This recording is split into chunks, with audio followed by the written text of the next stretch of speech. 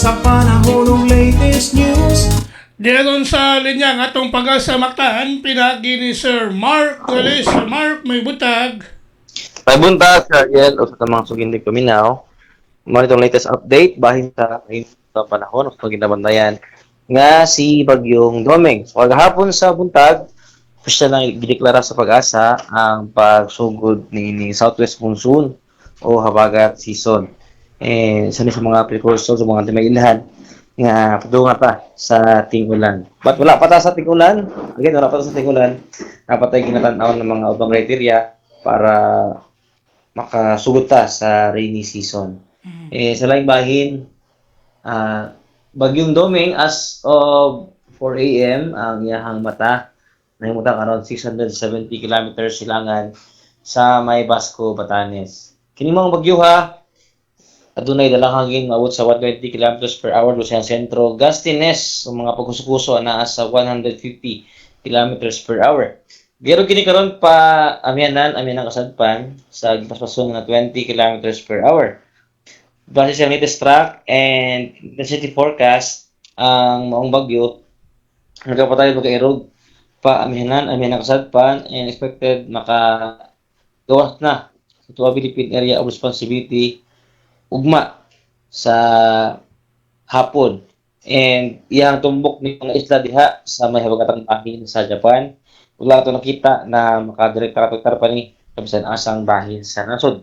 Wala sa tayo nakaisa nga tumaga cyclone wind signals. Pero iyang hatakon kining habagat o southwest monsoon diin mo kini madalag mga pagwanuan sa mga lugar diha sa katutang bahin sa nasod labi na diri sa Western Visayas o Negros Island region. Diri sa Central Visayas karong adlaw ang ato na ugma. Makasinati pa tayo para sa mga panganulong ito na sa usahay patag-umon na kalangitan na alamay mga lumalabay o mga katapat ak mga paguwan gumikan na lamang ani mga localized thunderstorms. Para sa kahimtang sa hangin o sa kadagatan diri sa Kabisayaan, ana pagkaputay sa nating hinay ito na sa kasarangan na paghuros sa hangin di na ito kadagatan ato na po hinay ito na sa kasarangan ng mga pagbalod. At ang itong sunod nga update sa mga bagyo unyang alas 11 sa buntag para sa tong ikanapo nga tropical cyclone bulletin by anini Bagyong Doming. Og di na nakutob diri sa buhatan sa DOST pag-asa maktan kini si Mark Gales maayong buntag og daghang salamat. Sir Mark, Yes sir. kalong buntaga sir, pilay ato masinati ang heat index. Heat index sir donggi forecast ana sa 39 degrees Celsius sir. Aha. So So dili nagi grabe kainit.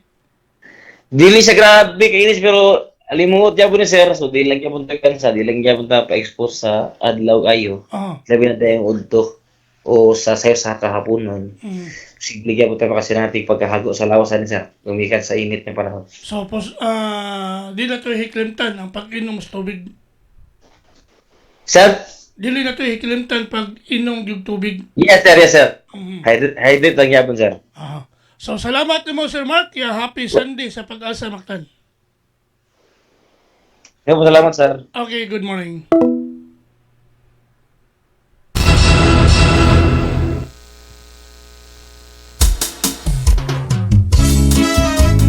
Inyo gadabati ang itong dagat sa kahintang sa panahon. Uban kang Nining adlawng Domingo, pizza 31, bulan sa Mayo, tuig 2026. Pinagi ni Sir Mark Gales, ang atong weather specialist, gikan sa pag-asa maktan nga nagatul sa tong dagan sa kahimtang sa panahon nining adlaw ga Domingo. Salamat kayo ni Sir Mark Gales ug mayong buntag kanatong tanan.